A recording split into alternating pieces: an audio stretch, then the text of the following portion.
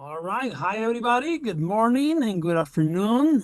Thanks for joining our webinar on humanoid robotics. My name is Jose Quiñones. I'm a staff applications engineer here at Monolithic Power Systems. I have been working with motors and embedded systems for the last 25 years. So humanoid robotics has been one of my favorite areas to explore and study. I'll be happy to spend the next hour discussing some of the latest developments in this exciting field. We explore how we can help you at MPS to realize your robotic designs. We'll focus on motor drives and power because you know what they say, without motion, a robot is just a sculpture. Some of the topics I want to discuss are going to be the current state of humanoid robotics, what are the main robotic blocks from a motor point of view, how we can support these joints with different motor power stages, and then of course take advantage of motion sensors. Let me start with a little bit of history. In essence, the world of humanoid robotics started roughly in the 1970s when Japan's Waseda University developed the Wabot 1.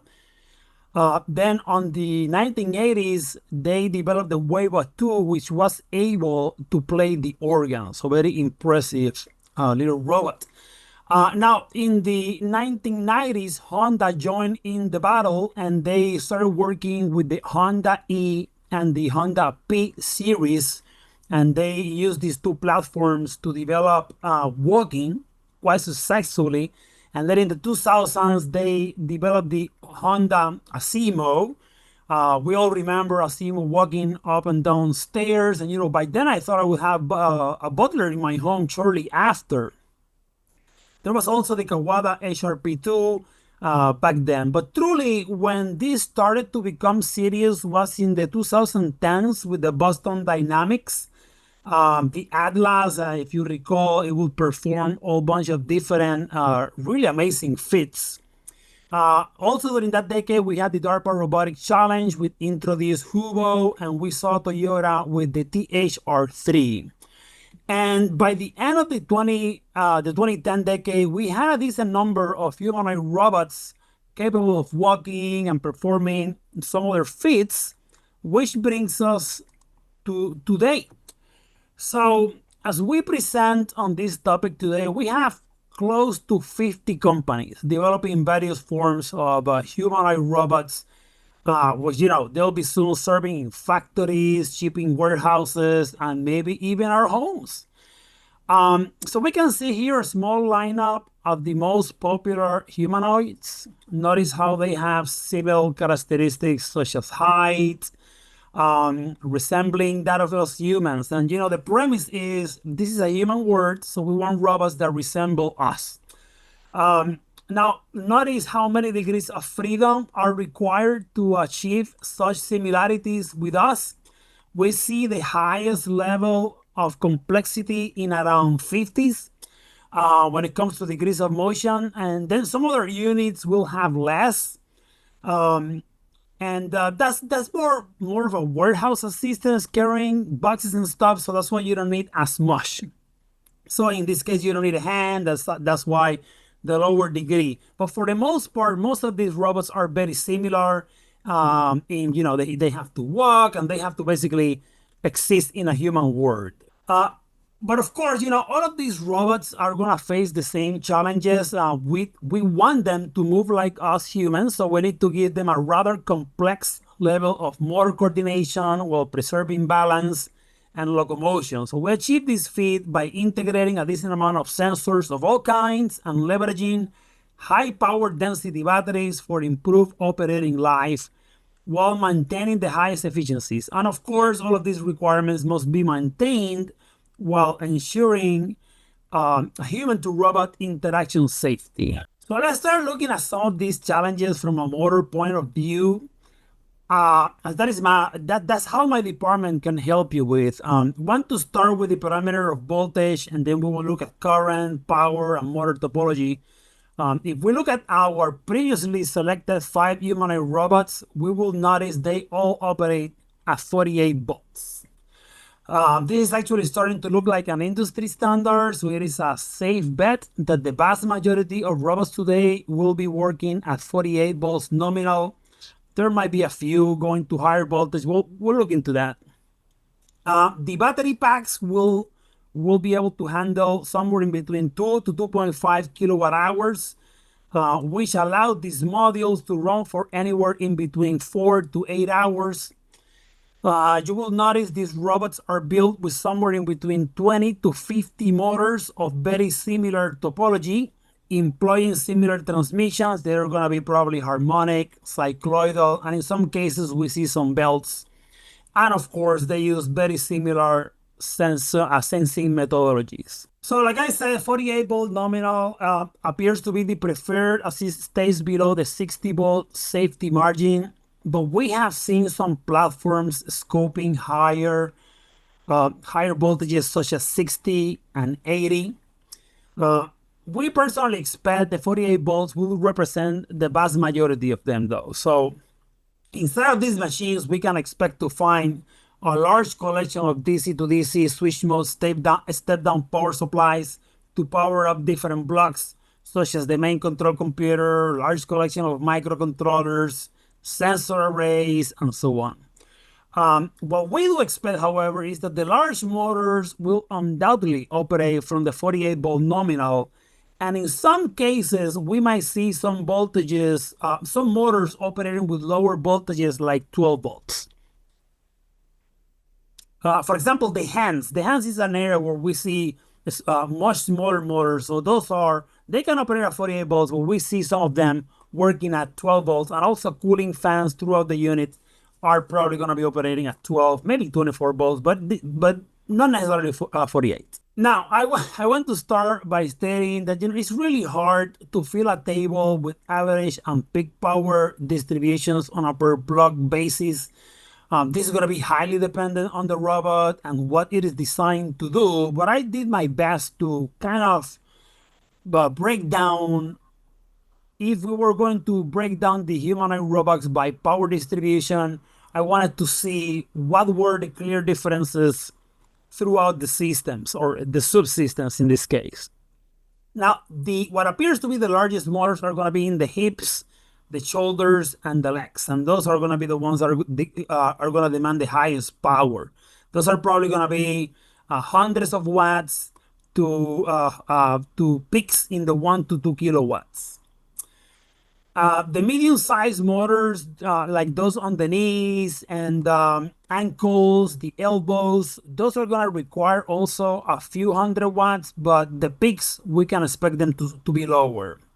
And then, of course, the smaller motors are going to be in the hands, the neck. These are going to consume the least amount of power. Of course, they will still remain critical for precision and dexterity, but definitely much smaller power densities. So let's look at the legs real quick. Obviously, the legs are the most power-hungry subsystem in the entire robot. Each leg in a humanoid robot typically carries 6 degrees of freedom. Those are going to be 3 at the hip, 1 at the knee, and 2 at the ankle. These joints, you're going to find they're almost always powered by permanent magnet synchronous motors. They're going to be paired with either harmonic or cycloidal gears, which is how you deliver the torque density, the smoothness, and the backdrive ability needed for walking and balance. So on average, a single leg may draw somewhere in between 400 and 800 watts, with peak currents reaching 40 to 60 amps, or about 2 to 3 kilowatts. Now, in extreme bursts, like if you want to jump or catch balance, that could go up to 4 kilowatts. So because the legs carry the entire weight of the robot and its payload, their motor drives must handle the high torque continuously, and they need to provide regenerative braking to recover energy and manage heat effectively. So, of course, the legs are going to dominate the robot's power budget and directly define its endurance and mobility. If we look at the arms, we can see that each arm in a humanoid robot typically has 6 degrees of freedom, 3 at the shoulder, 1 at the elbow, and 2 at the wrist. These joints will pretty much be always powered by, again, permanent magnet synchronous motors, PMSM, three-phase motors, with magnetic encoders. They will be paired with harmonic drives to achieve high torque density in a compact space. Typically, on average, you can expect each arm to consume somewhere in between 500 and 750 watts with peak bursts of up to 2 kilowatts when lifting or performing dynamic motions. The design challenge is going to be finding the right balance between strength and dexterity. So the shoulder provides large torque for heavy lifting, the elbow enables the fast extension, and the wrist delivers the fine orientation. So together, they're going to give the robot the reach and precision needed for human-like interaction while remaining efficient enough to sustain long-duration operation. Want to spend some time discussing probably the most intricate piece of the puzzle, which is, of course, the hand. Now, please take these numbers with a grain of salt, as the hand is so complex. We would need an entire webinar just to talk about it. The fingers, they can have degrees of freedom in the extension and flexion dimensions. They can have lateral spread, also known as abduction. The thumb is almost its own separate machine with as many as 5 degrees of freedom. Now, I'm including the wrist here. In some cases, the wrist is including the hand. Of course, I mentioned it on the arm earlier. So depending on how you want to separate this, if the wrist is included here, then you'll have the 2 degrees of freedom to take care of the flexion, the extension, pronation, and supination. So that is why, depending on which articulation within the hand we're discussing, we might see lower currents from 1 to 2 amps. But, there can be motors that can do anywhere in between 3 to 8 amps.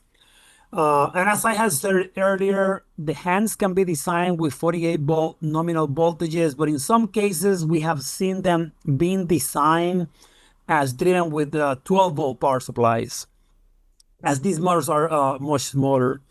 And because the space constraints, the motor topology will most likely be a Coreless BLDC or a micro PMSM. All right, so a cool question to answer is, which motor topology is used the most throughout our humanoid robot? And right off the bat, what we can see is that we cannot expect any AC induction motor. It is practically not used. I have some brushed DC motors, but I personally don't expect to see too many of them. Maybe during research, there were a few used. I don't know if maybe somebody wants to put them in the face to do some simple stuff, but I'm not expecting a whole lot of brushed DC motors. Definitely not bipolar steppers. Again, maybe during the development stage, they use them for something. But what we see out there is that the sheer majority of them are going to be one of the different kinds of three-phase BLDC motors, either brushless DC, Coreless BLDC, or PMSM. And as a refresher, the difference between PMSM and brushless DC is the back EMF signature. The brushless DC tends to be trapezoidal. The PMSM is sinusoidal. So why would anybody use a brushless DC as opposed to a PMSM? Well, they're more cost effective, so you can still drive them with a sine wave, which is what happens. So any of these 3 motor topologies are going to be driven with FOC. So we don't see 6-step trapezoidal in pretty much none of these joints. They're all going to be 3-phase BLDC motors, and they are all going to be driven with FOC. So now that we've taken a look at the motors and where they are located, how much power we need, let's start looking at power stages. All right, so as I stated, the 99.9% of these motors are going to be 3-phase, right? So of course we can assume they're going to be driven by a 3-phase inverter, like the one we've seen so many times. We know that typical inverters, they're going to have 3 half-edge bridges, right? So we're going to need a gate driver. We're going to need some intelligence to generate the sine waves. Then we're going to have some current sensing so that we can extract the information. for torque and rotor position, and then and protection as well. Because these things are running in closed loop, we're gonna need some sort of an absolute position encoder.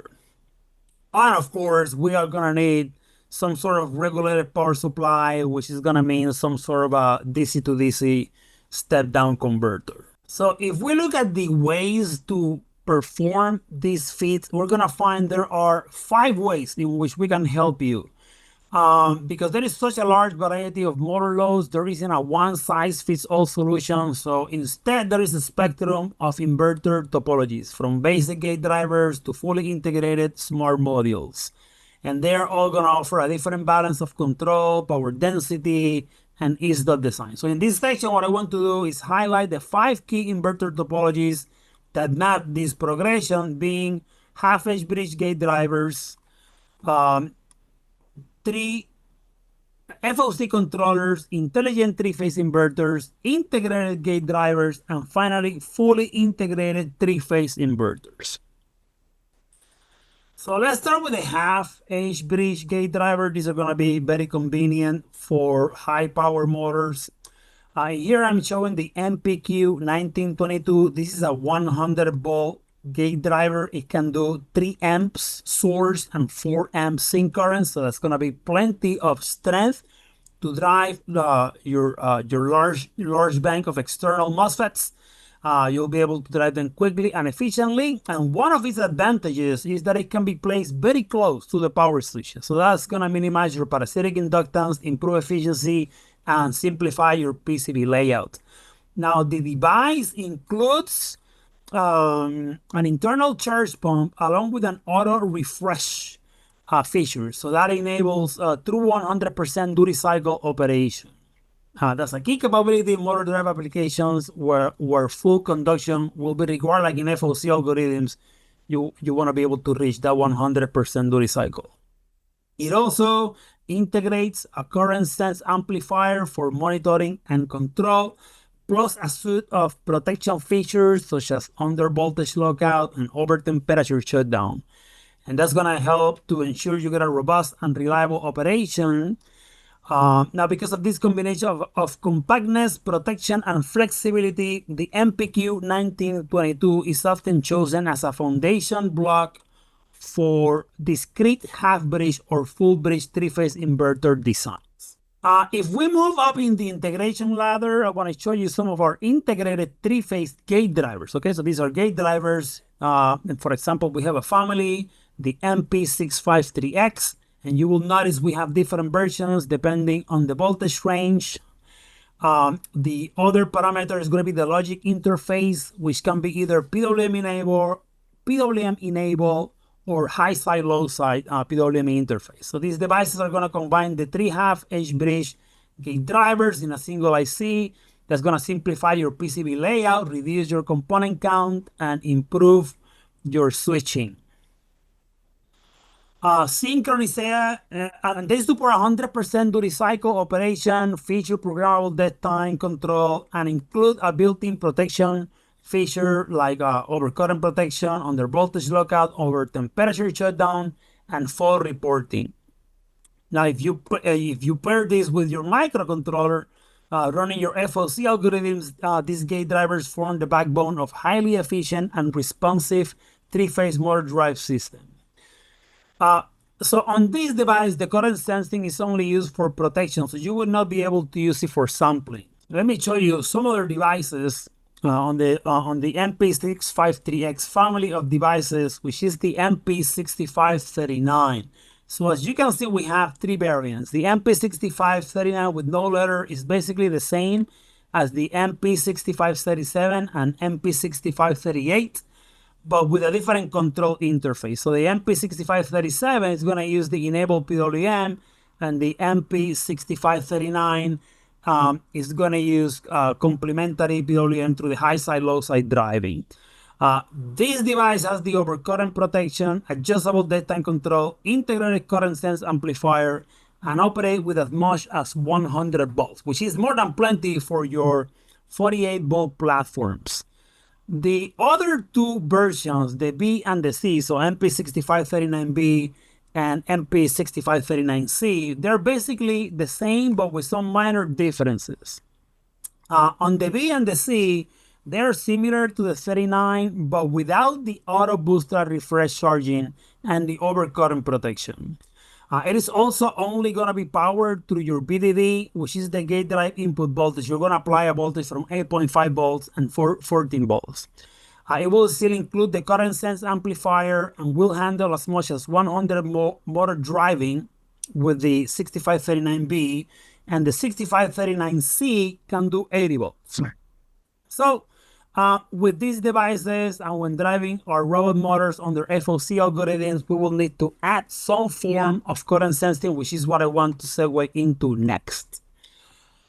All right, so when it comes to current sensing in motor drives, there are two primary techniques we rely on. So resistive shunt sensing and magnetic Hall sensor-based sensing. With a resistive shunt, current is measured by dropping a voltage here on the sense resistor, and then we amplify with a differential amplifier. So this method is low cost, it's going to be highly accurate, and very fast, which makes it ideal for control loops like FOC. But the trade-off is efficiency, because even in a small resistor, you're going to dissipate some power. So you're going to need some careful PCB layout to minimize the noise. On the other hand, the Hall sensor-based current sensing uses the magnetic field around a conductor to measure the current. So this approach is non-intrusive, introduces no power loss, and provides inherent isolation, which is a huge advantage in high voltage systems. The downside is that Hall sensors are generally a bit slower, and they can be a little more expensive compared to shunts. So, the choice is going to depend on the precision and where you want isolation. The other thing that we need to take into consideration is the placement. So we can put these sensing elements on the low side, as we saw earlier, right? So we can put them on the low side, but we can also put them on the phase output or the high side. If you put it on the high side, then that has the appeal that it keeps the ground clean. It can also be used to detect short circuits to ground or shoot-through conditions. If you put it on the phase, that gives you a better chance to sample for the winding current and with the FOC algorithm, although it might not be best suited for protection. So the main issue with placing the sensor at the high side or the phase side is that the sensor will be exposed to the high voltages. So when you look at the resistive shunt-based current sensors, they could be positioned at this location, but you're going to need special circuitry strong enough to sustain the high voltage, or you're going to need to employ some sort of isolation. And these were the Hall sensor-based methodologies would shine as their isolated nature, that you can put them wherever you want. So for example, you could consider a Hall sensor-based current sensor like the MCS 1810 or the MCS 1812. They can measure currents as large as 100 amps while operating with a 400 kilohertz bandwidth. And the analog output makes it pretty easy to fit it into your ADC. And because of the isolation, you can put it on the high side or the phase output side. Now, also worth mentioning, this device includes overcurrent protection, which can be used to disable the three-phase inverter power station. And then another advantage of this kind of sensor is that the conductor passing the current has such a small RDS on that the losses across the device are minimized. And of course, the isolation benefit cannot be overstated. This might not be a major requirement for humanoid robotics working at 48 volts, but as the voltages increase, it may become worthwhile to be aware of these devices. Now, if space is at a premium, then a great option would be the fully integrated three-phase inverter like our MP654X family. These devices pack a tremendous amount of functionality into a very small footprint. The FETs, the RDS on the MOSFETs is very low, and so they will be able to efficiently deliver substantial current to your load while minimizing losses. Each device in this family integrates the entire power stage, including the MOSFET, the drivers, logic control protection, features, the charge pump, and you're gonna get even a built-in current sense plug. Some variants also may include an onboard LDO regulator, which can directly power your microcontroller. So this makes these devices ideal for space-constrained robotic designs where simplicity, compactness, and efficiency are critical. A venue which we have in sampling stage is basically coupling an ARM Cortex M4F microcontroller with a power stage, which in essence forms the basis of an intelligent three-phase inverter. So these devices ship free of code. You can place, your own application, whatever you deem necessary for your application in question. They are going to contain the gate driver, so you can form different scalable power stages depending on power density required. We include operational amplifiers and comparators, which can be used for extracting live motor parameters such as the current and the back EMF, as well as different communication ports to establish communication with the main controller. Also, would like to point your attention to this side of the design, in which we can see a mag alpha sensor, which is a really neat way of extracting rotor or shaft position in real time. And we see this used a lot in humanoid robotics. So the most typical absolute position sensors being employed today are the optical absolute position encoder, the resolver, and the Hall sensor-based magnetic angle sensor. They all have their advantages and disadvantages, but in terms of usage frequency, the magnetic angle sensor has become the most employed. It is very cost effective, and although it does not have as much resolution as encoders and resolvers, it is enough for most robotic joints. The resolvers and chaff encoders, we're gonna find those mostly on industrial robotics. So here is an example of a magnetic angle sensor. This is the MA732, but there are some other part numbers that we offer. And what they do is that they extract the angular position from the motor shaft by sensing the magnetic field from a diametrically magnetized magnet, which is going to be placed on the same axis of the chip. If you have a magnet with multiple dipole configuration, then you can put it on the side. So here we can see the most important details for the MA732, which is a 9 to 14-bit resolution absolute position encoder. It's going to work from 3 volts to 3.6 volts, and it's going to give you different forms of offering the angle information either through ABC outputs, PWM, or SPI serial peripheral bus. So you can put your magnet on axis or besides the chip, which is called off axis. But most people are going to prefer the on axis positioning, which is the most recommended topology. Now, I recommend you take a look at our simulation tool, and of course, check out our evaluation platforms as well. Well, here is an even cooler and very powerful approach, which is to use a device that combines the FOC intelligence. So we have the FOC intelligence, and we integrated the angle sensing into the same device. So that is what the MP6570 has to offer. It's basically a device that integrates that sensor that I just showed you. Instead of being standalone, it's inside of this device, and it integrates it with an FOC controller. So it's very popular for small Coreless motors like those found in robotic fingers.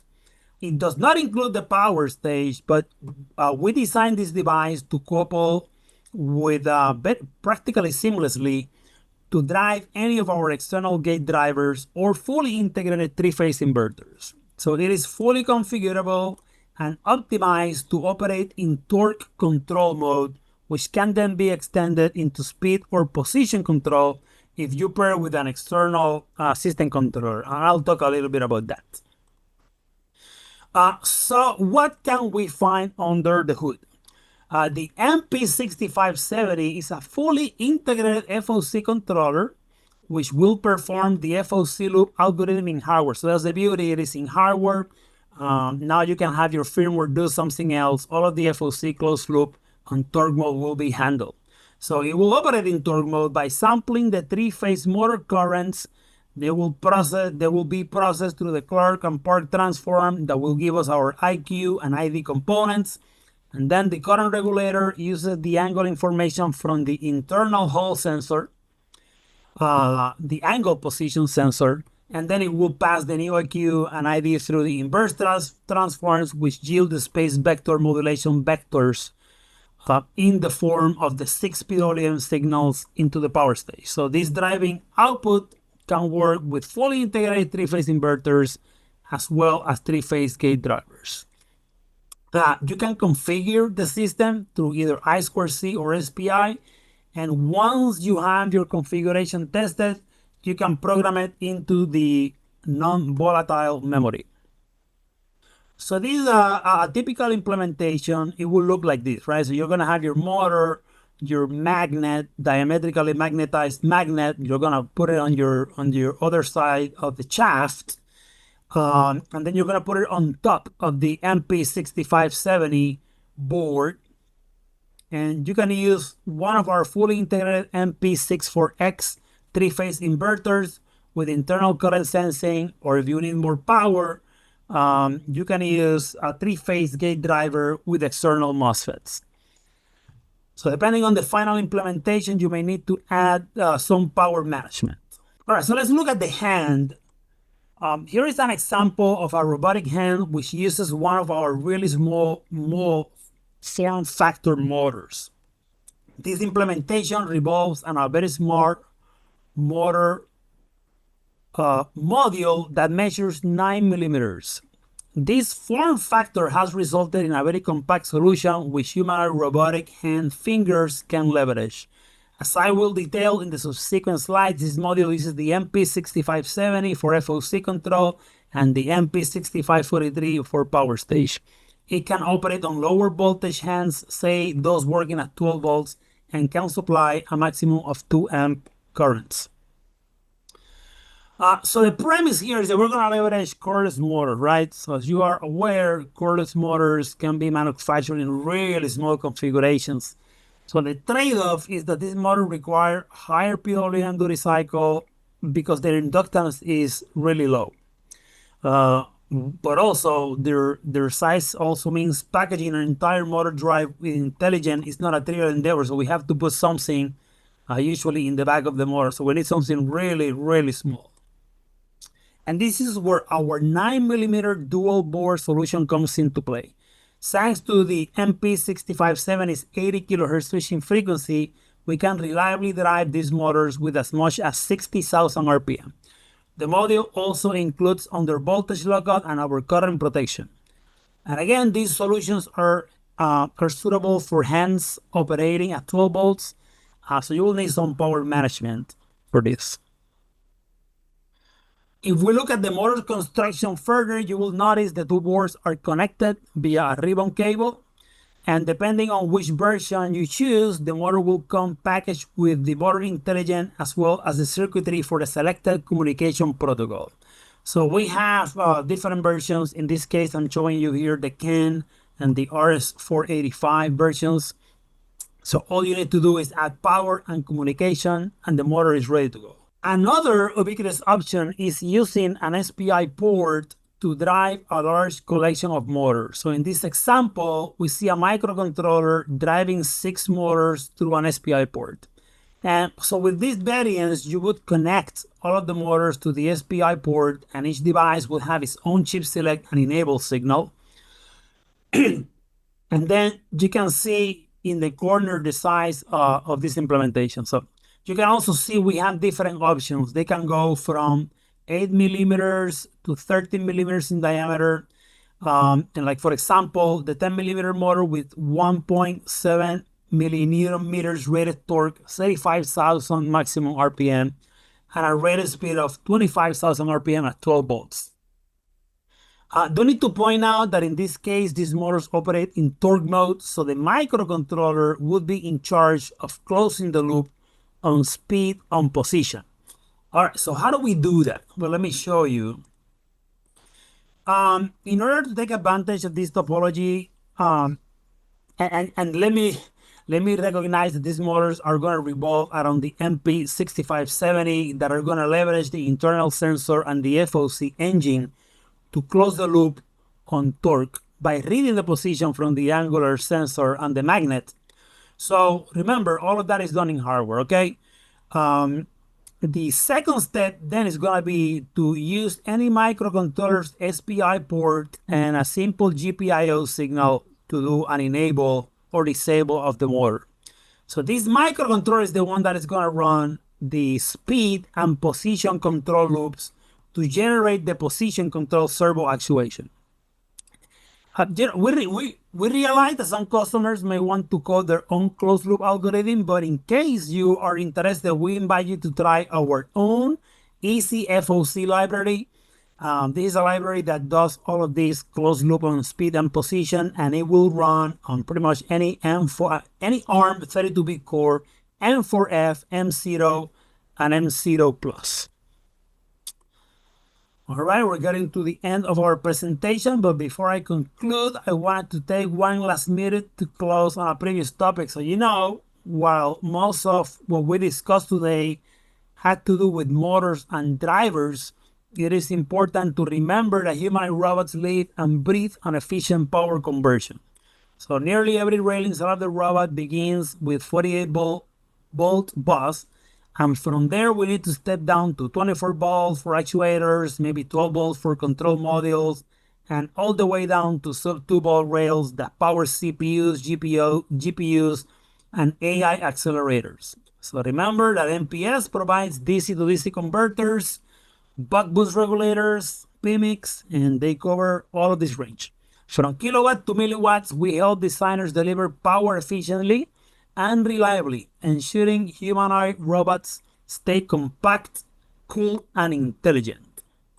All right, so let me summarize what we discussed here today. Remember that we at MPS Motor Drive Solutions can provide a comprehensive motor control solution for humanoid robotics, supporting all three-phase BLDC and PMSM motors under advanced field-oriented control algorithms.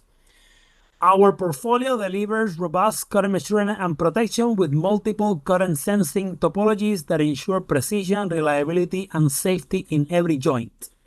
Designers gain high-resolution closed-loop feedback through magnetic Hall-based absolute position encoders, delivering the accuracy and responsiveness humanoid robot demand. You can count on flexible power stage options from discrete three-phase inverter designs to fully integrated intelligent drivers and turnkey motor modules, empowering faster time to market. And with that, I'll be happy to take some of your questions. Thank you very much, Jose. Great presentation and a very, very interesting and relevant topic. I would like to remind everyone that you can scroll over the bottom of your Zoom webinar interface and you will see the Q&A button. So please type in any questions that you might have. And while we're waiting for more questions to come in, please keep in mind that we are recording this session and we will send you a link in the next days. And with this link, you will be able to watch today's webinar on demand, and we'll also send you a link to the PDF presentation. Okay, I'm already seeing some questions in. Pete, do you want to get started with the first question? Will do. Have a few.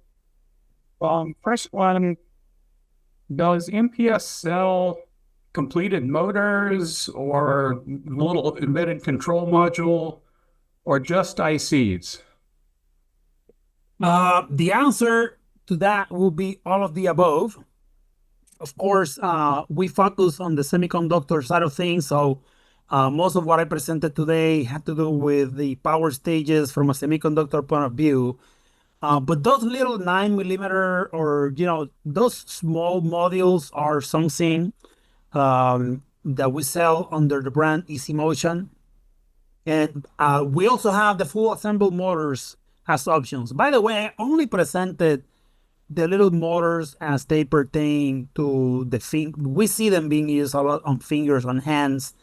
But yeah, we have bigger motors too, working with many different styles of interfaces like either your CAD or as I mentioned, CAN, RS485, and so on. So yeah, there are many options. Feel free to check out our offering at the EasyMotion site.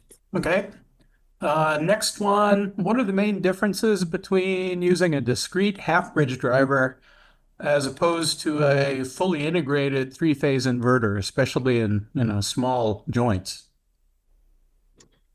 Well, yeah. So for really small joints, I have to imagine, knowing what we know, that they're all going to be integrated, and they don't need to be discrete. Where we start to see the need for the discrete solution is going to be on the larger motors, everything on the legs, on the arms, the hips. Those are where you start seeing the discrete solutions, because you need to put so much power out there. It makes sense to route it better. So I would say each solution has its own arena, right? They are they're going to vary depending on which section of the robot they're going to be used. Okay. A question that's sort of related to that, especially for high frequency PWM, do we have a solution to drive GAN to, a gate driver to drive GAN FETs instead of the silicon MOSFETs? That's a good question. I believe we're working on GAN. Feel free to check back with us.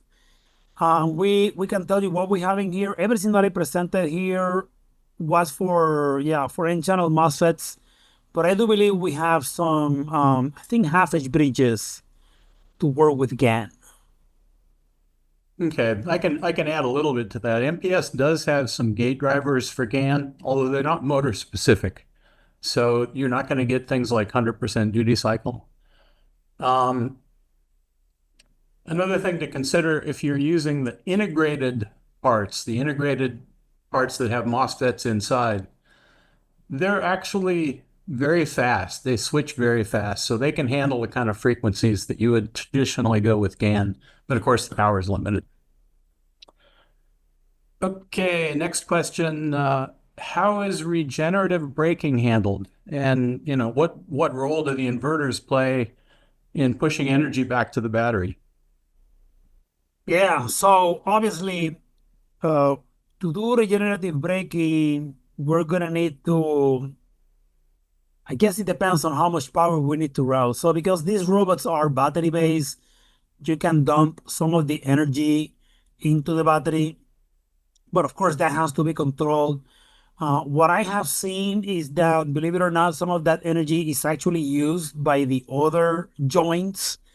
So in some cases, the design must take into consideration that whatever surplus we are dumping back into the power supply is actually going to be reused by the other joints that are operating.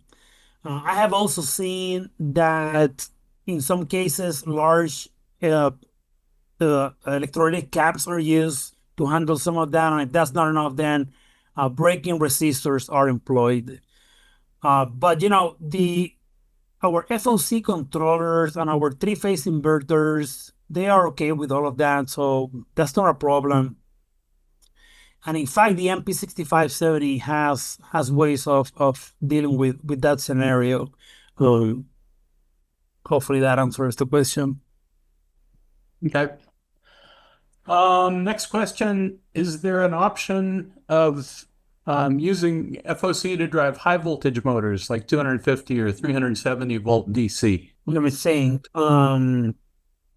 So our gate drivers, as much, I think we go to 100 volts from a gate driver point of view. But we do have, I didn't present them here, but we do have isolated gate drivers that can do thousands of volts. So for that voltage, I would probably look into our line of isolated gate drivers. They work with inductive coupling. And yeah, they should be able to handle those kind of loads. These are going to be half-inch bridge drivers, by the way. And if I recall, the highest current we have on that was 8 amps. So yeah, that should be plenty to drive any of these. Okay. Next question, does the MP6570 have to use the onboard Hall sensor, or can it use an external Hall sensor to get the rotation? Yeah, it can do either. You don't need to use the internal sensor. You can use an external sensor. Most people just use the internal sensor because it's a pretty good sensor. And it has all of the filtering. You can calibrate it with the motor. So the sensor by itself is pretty good. But yeah, if you wanted to use a different sensor, you could do that as well. Okay. Next question. Of the solutions you mentioned, which of them are ASIL D or SIL 3 compliant? That one, I guess I would need to check. Do you know the answer to that, Pete? So I believe we have automotive qualified parts, and we have parts which are working on QM sort of safety, but I don't believe any of these parts are ASIL D. We are working on some gate drive parts especially, which will be ASIL D compliant, but as of right now, I don't think any of them are. Let's see. Another one here. What do you think about GaN ICs for humanoid robots? So maybe I can answer that. In terms of GaN ICs, there isn't much out there. There are parts which integrate essentially the gate driver with the FETs in half-H bridges. And we haven't used any of those for motor drive, but maybe. It would certainly be worth looking at. We don't have a lot of direct knowledge, nor do we sell GaN ICs at this point. All right, next one. Maybe outside of our areas of expertise, since we're motor people, but I'll ask it anyway. What features do you expect to have inside battery management, and what type of batteries? Yeah, we have an entire department that are experts on battery management, so I highly recommend reaching out to them. We have a very rich portfolio on battery management, but the robot is gonna definitely need lots of battery management, considering it is a 48-volt device, so you will need everything that has to do with field gauges and protection. But yeah, we have all of that, so I'm positive we should be able to help you with those as well. Okay. Another question, which I think maybe is not really for us to answer. Somebody asked if automotive grade parts are strictly required, and that's up to the customer, right? That's up to the robot developer. From what I've seen, some people are asking for automotive grade parts and some people don't care. So it's sort of a mixture. All right. That looks like about it. Any other questions? Great. So at the moment, I'm also not seeing any further questions. As I mentioned before, the presentation and the link to the on-demand version of the session will be sent out in the next few days, so you can also review it at your convenience. You also get the PDF link. So thank you very much, Jose and Pete, for this very insightful session. And if you're all interested in more webinars like this, feel free to check out our website, monolithicpower.com/support/webinars. And also feel free to check out our technical forum with the questions that you mentioned. For example, the one that was more BMS related, it can help you out. Our team of technical engineers, they can help you out for sure. So yeah, stay tuned for our future webinars. We have plenty of interesting topics coming up. And with that, I would like to thank you for joining our webinar today. And we hope to see you again soon in one of our upcoming sessions. Thank you. Have a great day. And thank you to our presenters today.